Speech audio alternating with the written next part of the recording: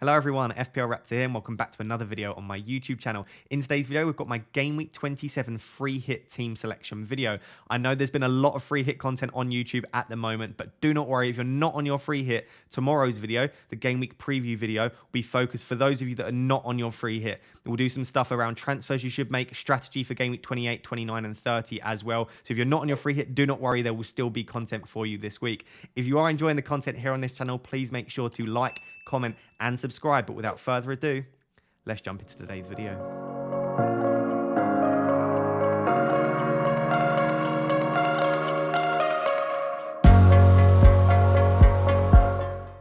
Before we jump into today's video, I just wanted to give a massive shout out to the official sponsors of the team selection videos here on this channel, OneFootball. OneFootball are the best free football application on the market, whether it be for things such as press conference updates, injury news, transfer rumours as well, or if you just want things such as live notifications and the live ticker during the game. That's the main thing that I use it for. So for all of those games that I can't watch, or potentially the 3 PM kickoffs on a Saturday, I'm constantly on OneFootball. I'm refreshing. The notifications are super quick, and I always seem to get the goal alerts and assist alerts, etc. quicker than most other people on social media as well. So if you want to get the best free football app on the market with an absolute plethora of different things that you can look at throughout the week, and you also want to support the channel, you can do both of those things for free by either scanning the QR code in the top left corner of the screen or by clicking the link in the description. As I always say, if you do download OneFootball, please let me know what you think of it down below in the comments.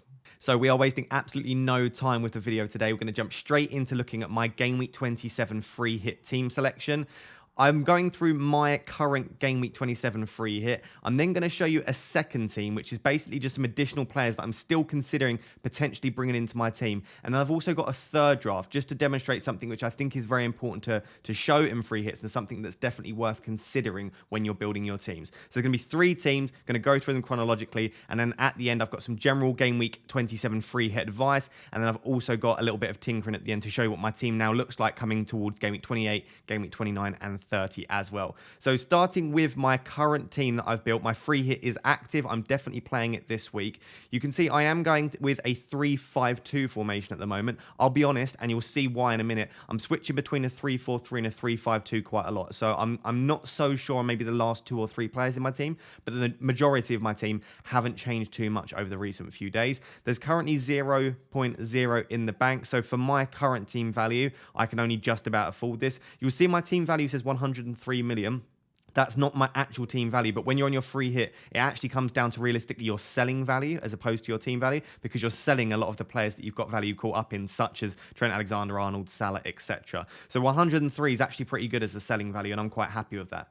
Starting in goal, it's very obvious. It's going to be Pope, and I do think that pretty much all of the drafts that I've considered would have Pope in goal. I don't see any reason why you wouldn't go for the only goalkeeper with a double game week. If, for example, the team that had a double had like 3 or 4 fantastic attackers, potentially you don't include their goalkeeper. But for a team like Burnley, when they don't have that many attackers to choose from, I've got to say Pope should be on your free hit in my personal opinion, and Pope's been in pretty much every free hit that I've drafted so far. Crystal Palace and Leicester are 2 pretty good fixtures. I would say that the Palace fixture is the one that you're hoping for a clean sheet for from Burnley. So if they don't keep a clean sheet in that, I wouldn't be that confident going into the second game. Because as bad as Leicester have been from a defensive perspective, and they've been in sort of the bottom 5 or 6 for expected goals conceded in recent times, they are pretty good from an attacking perspective still. So I'm hoping for, realistically, from Pope, maybe like an 8-pointer in the Palace game and then a 2 or 3-pointer, potentially in the Leicester game if he can make some saves, maybe a 4 or 5-pointer.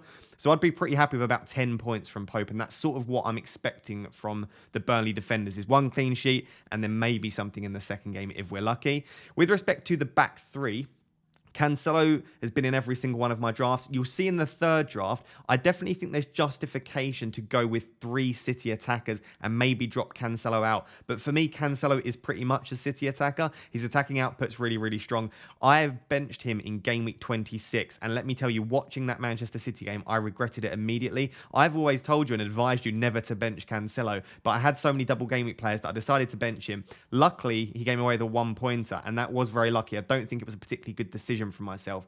And I just think when you've got the opportunity to have someone that has clean sheet potential, which Manchester City are obviously fantastic for, and also has the attacking output of a midfielder, I think Cancelo will probably be in all of my drafts. But as I said, I'll show you in the third draft, there is justification to potentially move away from Cancelo. Dalot is the other defender, the single game week defender. This is a bit of a tricky one for me, Dalot, because I want to cover the Manchester United clean sheet, because if you have a look at the clean sheet odds, if you have a look at the attacking output from Watford, they've got like 2 goals in the last 7 games, I think it is, something like that. I think that the clean sheet is probably the most likely for Manchester United out of all teams in Game Week 27. Whatever you think about Manchester United, the data's not too bad for Manchester United's defence, and Watford's attacking data is terrible. So I do want a Manchester United defender. Ideally, I'd actually have probably Varane, Maguire, or Luke Shaw, one of the other 3 that I expect to start in the back 4. You'd expect it would be Dalot, Maguire, Varane and Luke Shaw. I'd like one of the others, but of course they're quite expensive. And at the moment, I just can't stretch to the likes of Luke Shaw. So for the moment, Dalot is in. It will be interesting to assess what the team is in the Champions League and just assess if Wan-Bissaka does play, how does he look? If Dalot plays, does he come off? Does he look fit? It will be very difficult to decide. If I don't like Dalot, you can see I've currently got Livramento on my bench. I could just start Livramento and have Dalot first sub, or I could potentially go to someone else if I could stretch to maybe like a Bednarak or a Kyle Walker-Peters, or I could potentially go for like a Mark Gehi of Crystal Palace. There are lots of good options around that sort of £4.5 million price tag. At the moment, though, I do really want to try and cover that Manchester United defence. So I've got Dalot in there at the moment. The third and final defender is actually Connor Roberts. Now, this is a bit of a similar one to Dalot in that Connor Roberts probably isn't my first choice. Now, he has actually looked quite good for Burnley, and I do think he's nailed that right-back place above Matty Lowton. My issue would be that Burnley have a lot of games coming thick and fast at the moment. Maybe not as many as the likes of like a Manchester City or a Chelsea, but Burnley aren't the sort of team that are used to playing that many games. And with the amount of rescheduling they've got at the moment and games coming in quick succession, I think there's a small potential that Roberts sits out maybe just one of the games. I don't know which one that'll be. It might not be in this double. It might be in Game Week 28. We don't know when it will be. But I do think at some point Lowton will just sit in for him, even if Roberts is first choice. And as a result, I think I prefer Ben Mee. But my issue with Mee is that, again, he's more expensive than Roberts, and I can't quite stretch to Mee at the moment. So Dalot and Roberts starting with this draft. I'm happy with both of them in that I'd like a Manchester United defender and I'd like a Burnley defender. But if I had all of the funds in the world, and maybe if you've got better selling value than I have, I'd probably, if I could, opt for Luke Shaw and Ben Mee alongside Cancelo. That's currently the defence. As I said, I've got Livramento's second sub at the moment, who's a fantastic substitute. I think he's arguably as good as Bednarak and Kyle Walker-Peters, but obviously the attacking output's not quite as good, but he is cheaper in there. And we saw with the 12 points, he's got that potential to get attacking returns and bonus points as well. And then the third sub, the 5th defender in this team, just a little bit of nugget of information for you if you haven't already seen this. We've got a £3.8 million defender for Leicester in Amati, and he's currently starting with them every game and playing 90 minutes. Now, we don't know 100% that will continue into Game Week 27, but they've got very limited options at the back. Yes, Leicester haven't been defending fantastically, but for 3.8 million as a third sub, if you're playing a 3-back after someone like Livramento or Williams, I don't think you can really go wrong with Amati. And if you're really strapped for cash and you want to have like an Amati and a Tsimikas, I don't even think Amati would be the worst choice to have at second sub, or even if you really needed to, starting him. So I would definitely have Amati in your team of some kind. I think he's probably the best option for a cheap defender. And I do think that if you really needed to, you could potentially start him as well. So that's the defenders. We've got Pope, Dalot, Cancelo, Roberts, Livramento and Amati. I've currently got McGovern as my second keeper. If you can stretch to Gunn, he's £4 million and he's actually playing. But of course, I've got 0 in the bank, so I had to go for McGovern. But if you can stretch to Gunn, similarly to Amati, he's playing at the moment. He's very, very cheap. And I think that Gunn and Amati should be in pretty much everyone's free hit teams. Let's now move on to the midfield.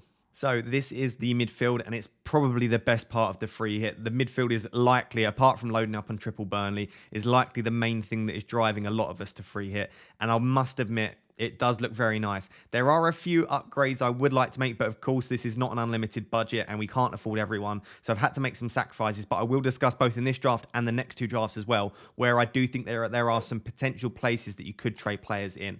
If we start with Son, the man on the thumbnail, he's the most nailed player in my draft for sure. I haven't really owned Son that many times this season, but against Leeds, a team that really come out of their shell, they have been a little bit more defensive recently, and we saw that in the back end of the last season as well. But I do just think you could so easily see Son catching Leeds on the counter-attack, and he's starting to look better and better. He's starting to link up with Kane, as we've seen in recent years, and I just think the Spurs are starting to click a little bit. Yes, they've had a poor few games prior to the Manchester City win, of course, but I do think that they are starting to click, and generally speaking, I think Spurs are looking quite good now. So I'm very, very happy owning Son. We've also got Fernandes in the team. Now, this is a very, very tricky one. I'm, of course, a Manchester United fan, and I really do want Sancho in this team. And I have at various times been switching out Fernandes and Sancho. I do really want Sancho in, and with the money that you can save by going Sancho over Fernandes, you can make an upgrade elsewhere, which I am very tempted to do. So I'm actually really struggling with this decision. Let me know down below if you're on free hit. Are you going for Fernandes? Are you going for Sancho? Or are you managing to squeeze both of them in? At the moment, I've just gone for Fernandes just due to like safety. We know he's very consistent. He's not been as explosive this season, but all Fernandes needs, because he's so good for bonus points, is one lucky return, and he could potentially be in the bonus. Couple of returns. If they do keep a clean sheet, which is quite likely Manchester United, you could be looking at a 13 or 14 pointer from a pretty average performance. So I've got Fernandes in there for now, but I am very, very tempted by Sancho, which we'll discuss in the next draft. I've then got two Manchester City midfielders. I don't think that these are my favourite two. I think if I had unlimited budget, I think I'd have Sterling in there. Sterling's expected goal involvement over recent weeks and across the entire season, as well as other statistics such as touches in the box, are absolutely magnificent. And Sterling is looking really, really good this season when he plays. I think that Mahrez is probably the most nailed Manchester City midfielder in my team. I just think he looks so good every time he plays. His underlying statistics are very strong as well. And he's on penalties. So that just immediately makes me think for his price to get a penalty taker with good underlying statistics, and assuming that Grealish and Jesus are still injured, which it looks like they will be, or at least they won't be fit enough to start, I think Mahrez is a very, very solid pick there. So Mahrez is pretty locked into my team. It's that second spot. It's Foden versus Sterling. And in a similar way to Fernandes, it comes down to potentially budget, but also consistency. And I just think that Foden's a very consistent player. His returns aren't necessarily consistent, but I don't know why. I feel like I can rely on Foden. The underlying statistics are actually fairly comparable for Foden and Sterling, so I don't necessarily think it's worth deep diving into the statistics to try and gain an edge. I think especially with the free hit, you'll notice I'm not really going into depth too much with statistics. When it's just a one-off game, you can almost trust a bit of gut feeling and eye test, because with a one-off game, anything could happen. They could get a 1.5 expected goal involvement or nothing. Across the season, or when you're picking a player over multiple game weeks, that's when statistics can become really useful. And at the moment, I think I just about fancy Foden due to the savings that you get. If they were the same price, I'd definitely be all over Sterling. And if I had, like I said, unlimited budget, I think I'd be on Sterling as well. As I said, the alternative in this team is that I go, rather than Fernandes and Foden, I go for Sterling and Sancho, which we'll see in a future draft in a bit. I do quite like that, but I think at the moment I'm just leaning towards Fernandes and Foden. The other reason, and this is purely psychological, and I don't necessarily advise you doing this, is I've got Foden in my non-free hit team. Just to make sure that I do outscore my free hit team, I wouldn't want to take Foden out, Foden get a 15-pointer, and then think, well, I could have saved the chip. So just even for psychological reasons and just peace of mind, and at the end of the day, we want to enjoy the game however we can, keeping Foden in there probably makes sense for me for now. And in doing so, I don't need to do Fernandes to Sancho, which is why I've got Fernandes in. So hopefully that sort of matchup makes sense. Let me know down below, who would you prefer out of Fernandes and Foden versus Sterling and Sancho? I'm currently leaning towards Fernandes and Foden, the double F, just at the moment. And then the fifth midfielder is Ward-Prowse. And I do think that he's going under the radar slightly. Of course, I have seen quite a few content creators recommend him. But I think people are so hot on Broja at the moment. And they're so hot on double Manchester City mid, Son and Fernandes. And then obviously Weghorst and Kane. It's difficult to get both Ward-Prowse and Broja into your team. And as a result, I think people tend to lean towards Broja. Now, I don't necessarily dislike that. I've got the statistics up for them across the season. If we're looking at expected goal involvement per 90... Ward-Prowse actually comes out on top. So he's got 0.43 expected goal involvement per 90, whereas Broja's got 0.35. So Ward-Prowse is coming out slightly on top. What I would say, though, is that Broja's is almost completely made up through expected goals, whereas Ward-Prowse's is pretty much completely made up through expected assists. So Broja's is just expected goals, 0.35, whereas Ward-Prowse is 0.03 expected goals and 0.40 expected assists. If you don't particularly care for statistics, what that's saying is that Broja is the goal threat and Ward-Prowse has that assist potential and that creativity. And generally speaking, you would prefer to back the attacker with the higher goal threat.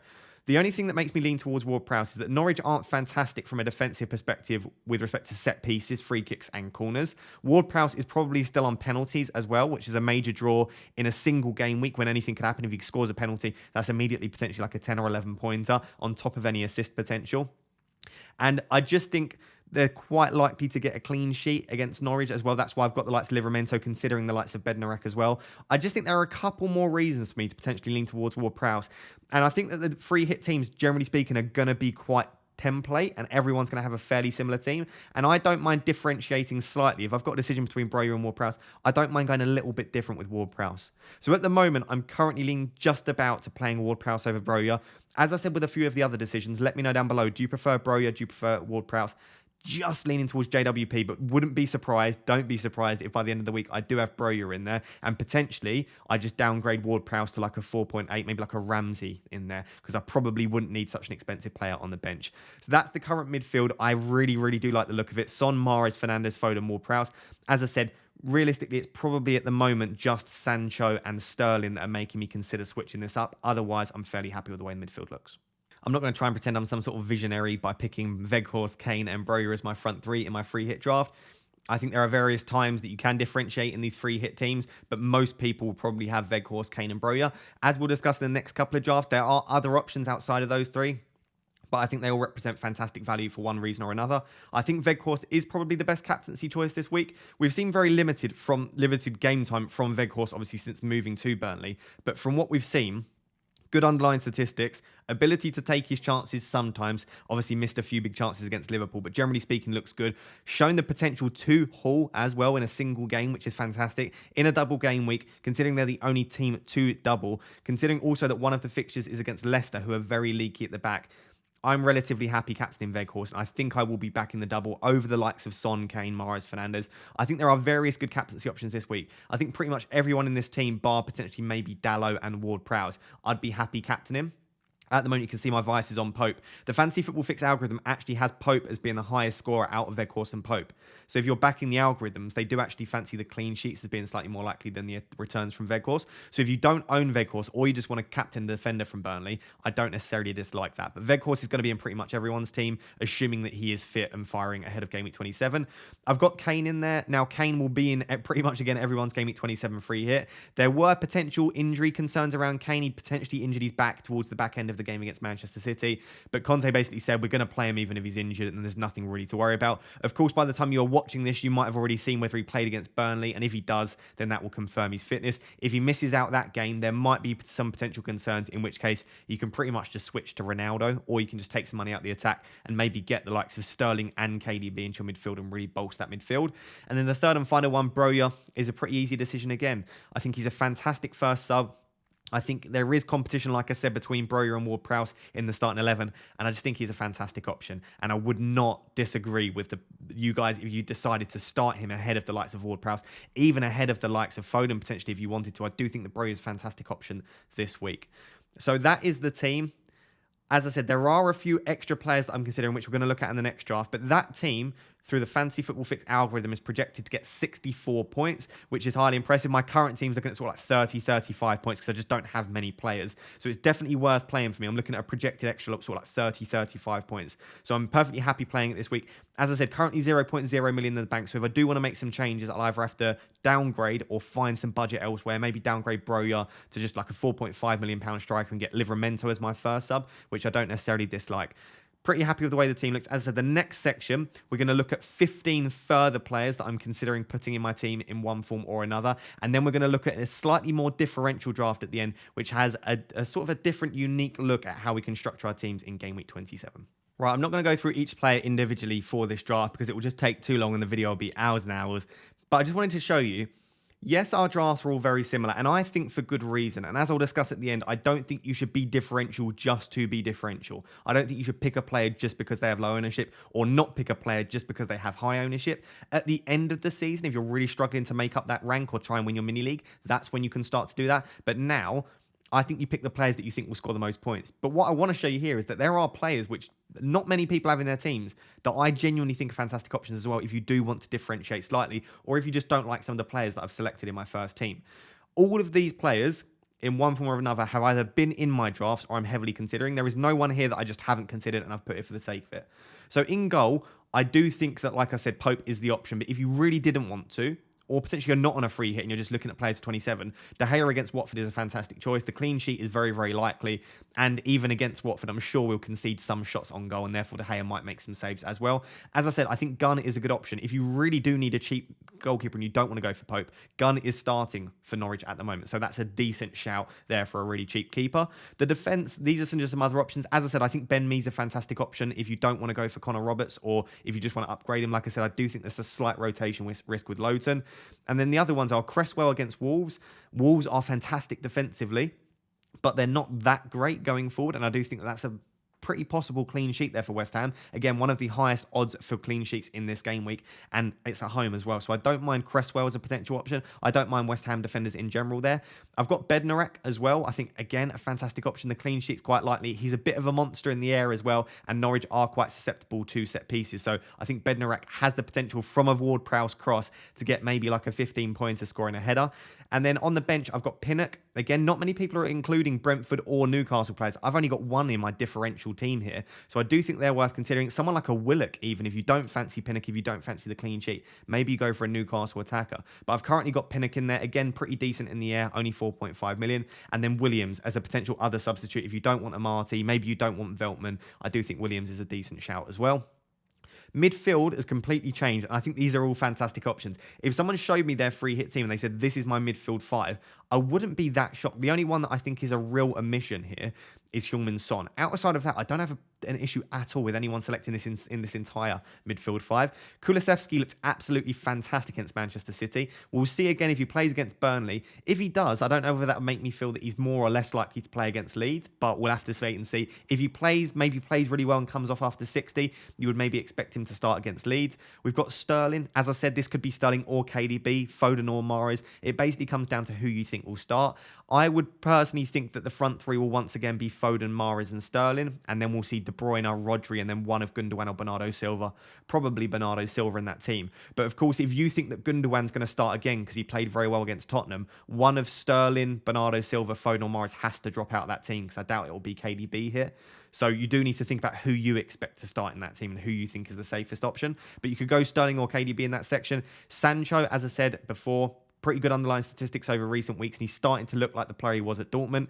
Gallagher, we're completely ignoring Crystal Palace players, a lot of us, and I think it's because we're going quite heavy on Burnley. For example, if I've got Ben Mee and I've got Pope, it doesn't really make sense to pick Crystal Palace attackers because I'm almost betting against myself in a single game, and I don't really like doing that with a free hit. Across the season, you can't avoid those sort of matchups, but in a free hit, if you can avoid it, I think you just back either a clean sheet or you try and back the attackers. But I do like Conor Gallagher, I like Elise, and I like Edouard. And even if you do want to, potentially if you're not including a Weghorst or a Cornet, you could potentially go for some Crystal Palace defenders. I have got Cornet in here. The reason I haven't got him in my main team is I just think that clean sheets, as I've said, according to the algorithms as well, I do think clean sheets are slightly more likely than a lot of attacking goals for Burnley.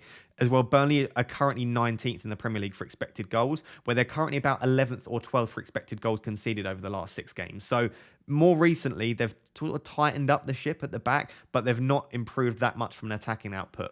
So for me, I would prefer Mee and Pope, or Robertson Pope, as opposed to Cornet, Weghorst and Pope. But again, if you want to back the attackers and it's slightly more exciting than picking Burnley defenders, I don't mind Cornet in there. And then the front two, I've just mixed it up a little bit. I've got Daka in there. Again, if you don't want to back the Burnley defence, or potentially you've only got one Burnley defender, I really don't mind Daka. He's been looking pretty good this season. Vardy still isn't back, so he should get at least sort of 60, 70 minutes in that game. You could potentially look to go for someone like Lookman if you want to, in and around that.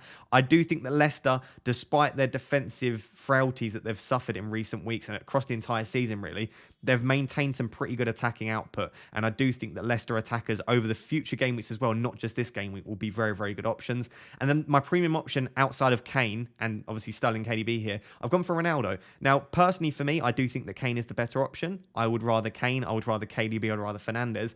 But I don't think there's an issue with choosing the man that scored over 800 career goals. And whilst he hasn't looked fantastic recently, if he does play, there's always potential for goals there. There's no reason why he wouldn't still potentially be on penalties as well. So I really like Ronaldo. I do like the option of potentially going for Ronaldo and Kane. The only reason I wouldn't is just there's so many good players in midfield, like a KDB, Sterling, Fernandes, Sancho, Son, that I just think that I'd prefer just having one premium striker. And then again, just to mix it up and show you that you don't have to go for the Broja and Ward-Prowse sort of combo, Che Adams is pretty decent as well. Very mediocre underlying statistics, but he does seem to tick along, and he can have that attacking output where he gets a goal and an assist in a single game. So I don't mind Che Adams either alongside Broja, or potentially, like I said, if you just want to differentiate, I don't mind him instead of Broja as well.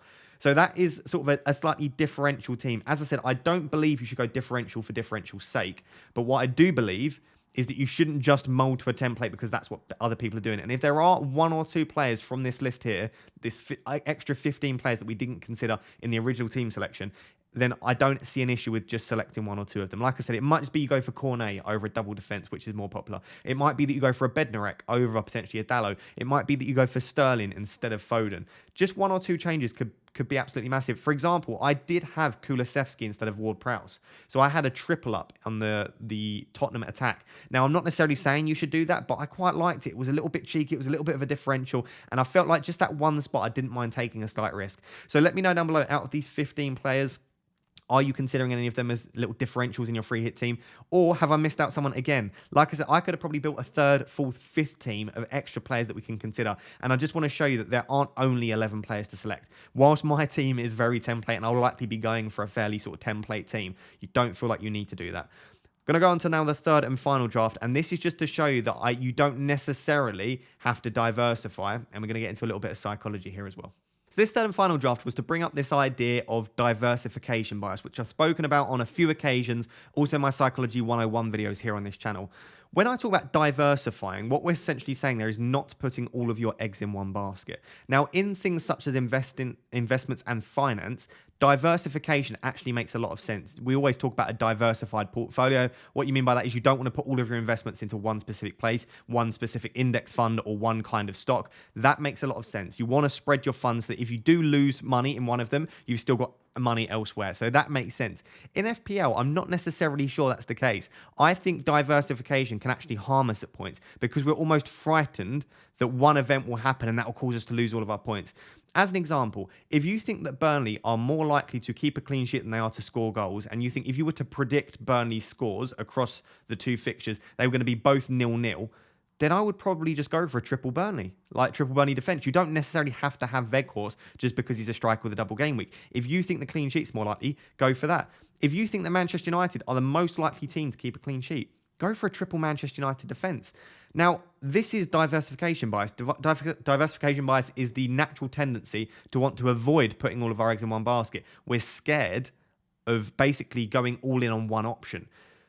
However, the upside is there. And actually, if we're looking at the statistics, you're statistically more likely to get a clean sheet from Manchester United than you are to get a clean sheet from United, Burnley, Southampton, and Manchester City. If you go for like 4 different defenders from 4 different teams, you need, for all of them to keep a clean sheet, you need 4 clean sheets.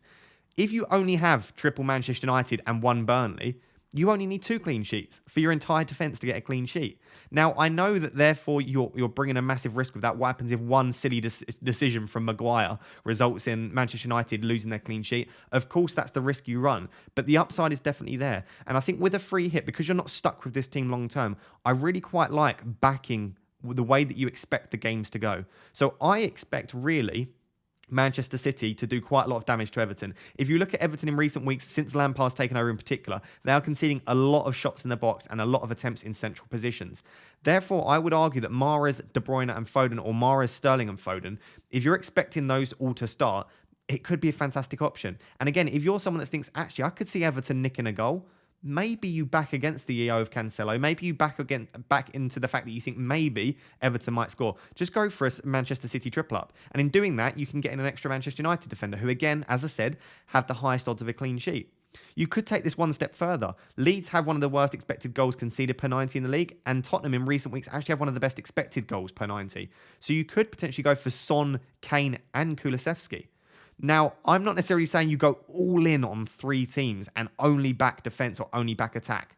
Of course, you can do a little bit of diversification, but not too much. But when people say, I don't want triple attack because what happens if Manchester City don't score? Yeah, that's absolutely right. But what happens if they win 6-0?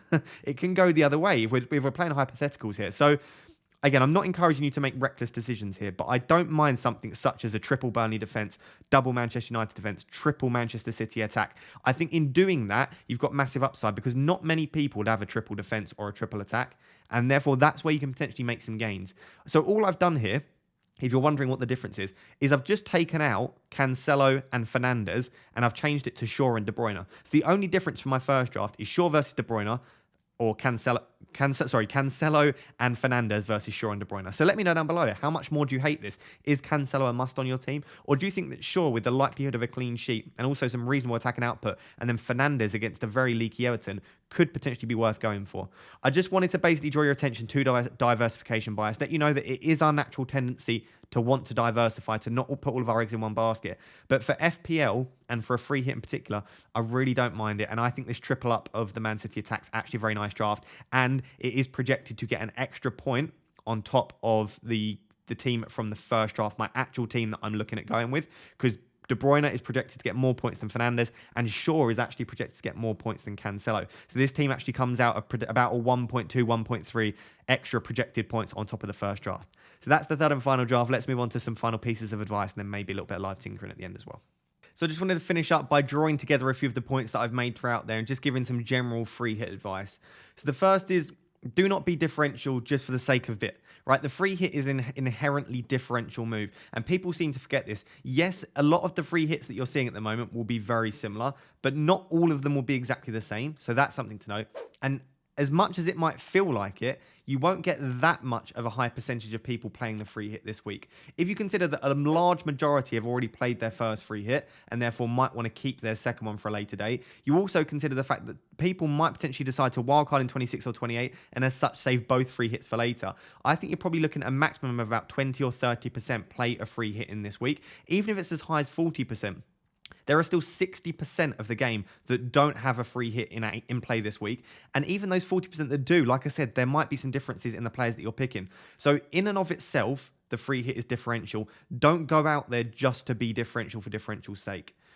However, I don't mind if you've picked 10 fairly template safe, boring picks. If you just want to have a bit of fun with one or two of the picks, that's absolutely fine. And for me, the likes of potentially Ward-Prowse is an option. I don't think he's a particularly fun player to own, but it's one where I don't mind differentiating slightly. For example, if you want to go for Kulusevski or potentially Sterling over Mahrez, I like these as potential slightly more differential moves. So don't be differential just for the sake of it, but if you do want to add a bit of excitement, I do understand and I do condone having one or two cheeky picks in there.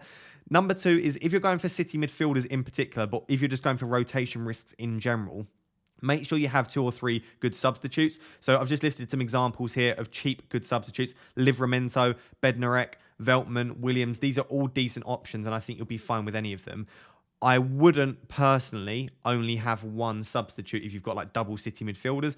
City have so many injuries at the moment. It is a lot easier to predict their starting 11, but you just never know with Pep. And just in general, you don't know who's going to be rotated. And it would suck to play a free hit only to field 10 players, or to field 11, but 2 of them be rubbish because you've got a cheap bench. So if possible, I would have a decent bench like mine, Livramento, Broja, and Amati. That's absolutely fine. You've got Broja first sub to come on for Sterling, to come in for Mahrez or Foden. You've got Livramento to come on as a defender if you need him. For example, if Dalot doesn't play, and then Amati as a real sort of backup emergency third substitute. So I would just make sure that you've covered your bench wherever possible.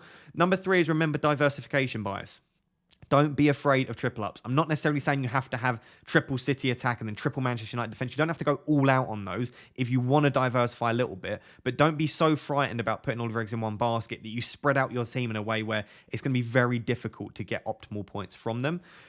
Tip number 4 is remember that you cannot free hit 2 weeks in a row. This is a fairly obvious point, but just make sure that you don't plan on needing to free hit in 28. I don't personally think 28 is a great week to free hit, but just in case you were looking to and you forgot, you can't free hit in 2 consecutive weeks. So just make sure that your current team that you've got now before you free hit will be fine for 28 and that you're not going to want to play it in 28. And then similarly linked to that, just another sort of not obvious point, but for those of you that haven't played before, if you go into Game Week 27 with 2 free transfers and you play your free hit, you lose one of those free transfers. So going into Game Week 28, you would only have 1 free transfer. So if you've got a decent team and 2 free transfers, you might just want to take a -4 because you can get 3 transfers there. You might just be able to sort your team without the free hit. But if you do have 2 free transfers and you decide to free hit, you are unfortunately going to lose one of those. And then tip number 5 is just around those with only 1 free hit. If you're watching this and you're super tempted, you like some of the drafts and you're very tempted to free hit, I would say personally, if you can avoid using the free hit, I personally would if I only had one. Now, this is still team dependent. If you own triple Liverpool, triple Arsenal, and you've maybe got like a Calvert-Lewin in there and Josh King, and the team just looks pretty rubbish, I don't have an issue with free hitting. And I don't think you should save it just for the sake of saving it. But when you consider the fact that we've got doubles in 28 and 29, we've got a blank game week in 30, and we're likely to have doubles from 31 all the way to 37, specifically a big one in 33 and a big one in 36. It could be really, really difficult to navigate all that way with no free hits left. Specifically, again, if you've already used your wild card and you've only got one free hit, I definitely would try and save it. So it is completely team dependent. I'm not pressuring you one way or the other. But for me, if I only had one free hit, I would do everything in my power to try and field a decent 11 this week or a decent 9 or 10 players. And in doing so, hopefully you can save the free hit for a more optimal point later on, or at least have it as sort of like a get out of jail free card. So there 5 tips in and around the free hit. With respect to when you need to play the free hit, it's not really the point of this video because it's focused on playing the free hit. But I know a lot of people are asking, how many players do I need? It's just a little nuance. For me, it doesn't really matter how many players. I would argue that you could have sort of 6 players and still you wouldn't need the free hit. For example, if you're 6 players, you would never own these 6. But if they were Foden, Sterling, Son, Kane, Fernandes, Pope and Weghorst, those 7 players, then you wouldn't need the free hit at all because you've got the majority of a free hit team. So for me, it's not about fielding 11. It's about trying to cover most of the key players for this week. So if you can already get Weghorst and Pope in your team, and alongside that, you can get 2 or 3 of sort of Sterling, Mahrez, Son, Kane, Fernandes, I'd argue you probably don't need to free hit, and you probably don't even need to field 11. Because I'm seeing people saying, yeah, I can field 11. And like as part of that 11, it's like Damari Gray against Manchester City, Josh King against Manchester United, Dennis against Manchester United. These aren't really players that are worth having. Yes, they could score the odd goal, but they're likely to get you 1 or 2 points. So for me, it's not about quantity, it's about quality. So hopefully that will help those of you that are still on the fence as to whether to free hit. If you've only got 1, I would try and avoid it. And if you're looking at how many players you need, I would more so look at the sort of quality of players and the players that free hitters might potentially want and how many of them you can get in. But just be careful not to bring in players just for the short term. I wouldn't want to triple up on Burnley because after game week 27, you're unlikely to want more than probably Weghorst and then maybe Pope in your team. So there's some general free hit advice. Last bit is just going to be a very quick tinker to show you what transfers I made in game week 26 because I did take a big hit, and to show you what my team would look like post game week 27, just so that you can see my general strategy over the next few weeks. So you might wonder why I didn't show you my game week sort of review from game week 26 at the start of the video. That's just because there are so many games left to play and it just didn't seem worthwhile showing you what my team had done thus far. But I will show you what my team looks like and I'll explain the transfers I made. So for those of you that follow me on Twitter or you just saw on my YouTube community post, I did take a -20 hit. Now, if you've been following me for a while, you'll know I'm not a reckless manager. I don't tend to take too many hits, and I'm not particularly trigger happy with the hits. So it wasn't just a matter of I wanted the perfect game week 26 team. This was a conscious analytical decision to optimize my points over the coming game weeks, and preferably, as I've managed to do, save the wildcard for later in the season. Now, the reason I want to save the wildcard is we just don't know exactly what the landscape's going to look like from game week 31 to 38. We might potentially want to wildcard out of the teams that we've got for blank game week 30. We don't know what the Dublin 33 will look like, and we've also got a bench boost still to play. And I still want a bench boost in game week 36, preferably. So having the wildcard for that back end of the season when the landscape might be changing, more doubles will be announced. And if I don't need it in 31, 32, 33, I can then save it to wildcard directly into my bench boost in game week 36. So that's why I wanted to save the wildcard. With respect to why I took such a massive hit, I wanted to try and optimize the amount of games that my team could have over the coming game weeks. Now, for teams such as Wolves and Arsenal, we'll start with Wolves. Wolves double in 26. Wolves double in 28. They play a good fixture in 29, and they also play Leeds in game week 30. So for me, when I look at Wolves players, it just makes so much sense to just keep them, to have them in my team from this week for their double this week, then also in double in 28 and have them for 30. If I didn't take the massive hit this week, I'm losing that extra fixture for Wolves players. And I took out the likes of Cucurella and Dalot. The reason I took them out is because I could get the extra fixture this week, also an extra fixture in 28 and an extra fixture in 30. So with the transfers that I made, I'll go through them in a minute. The -20 that I took, if Arsenal double in 28, which is looking slightly unlikely now, but if they do, I could potentially have, with the transfers I made this week, as many as 18 extra fixtures across the next 6 game weeks. Now, if Arsenal don't double, that could be as about 15 extra fixtures. Assuming Arsenal don't double and I get those 15 extra fixtures, That will be 30 points in appearance points, assuming they don't get yellow carded. For the -20 hit just through appearance points, I'll make up the hit that I took there. So when people were looking at saying, why a -20, why not wildcard? That's why I wanted to save the wildcard. And that's why I thought a -20 made so much sense to me. I'll get all those extra games. And in doing so now, I'm getting in the extra games. I'll probably have to take a hit in future weeks anyway to get these players in. Why not take the hit now? I considered each move in isolation, and for me, they made sense. So the players that I brought in for this week were Saiss, Van Dijk, Cody, Saka, Jimenez, and Lacazette. 6, 7? There were 7. Saiss, Van Dijk, Cody, Saka, Salah, Jimenez, Lacazette. Those were the 7 transfers that I made. I had 2 free transfers and I took 5 hits. As I said, the reason that I brought in Wolves and Arsenal players is I'm trying to save my free hit in Game Week 30, and they both play in Game Week 30. And the other reason is they both double this week, and they also double in 28 or 29 as well.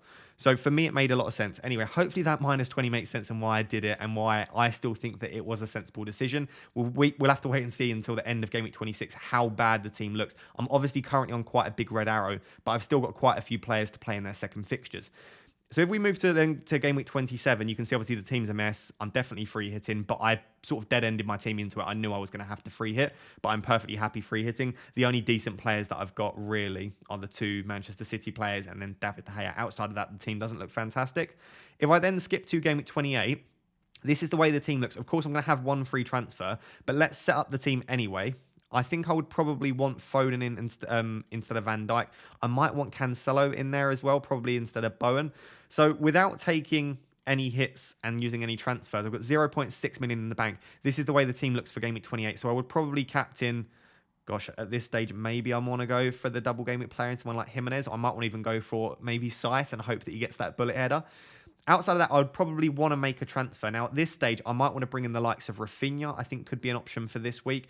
Outside of that, I might want to roll into Game Week 29 because the team looks fine. When I look at the players that I've obviously got triple Wolves for their double. I've got Ramsdale in goal, which is fine. King's not ideal, but I'm not going to take him out before a double. I've got triple Arsenal against Watford, and I've got double Liverpool against West Ham, and then I've got 2 pretty good Manchester City players. But like I said, it might be that I potentially want to go for like a Rafinha for this week. So let's do Foden to Rafinha just as an option, assuming that I want to take that. I would then probably switch the captaincy to Rafinha. I think I like him as an option this week. Maybe put the vice on Jimenez.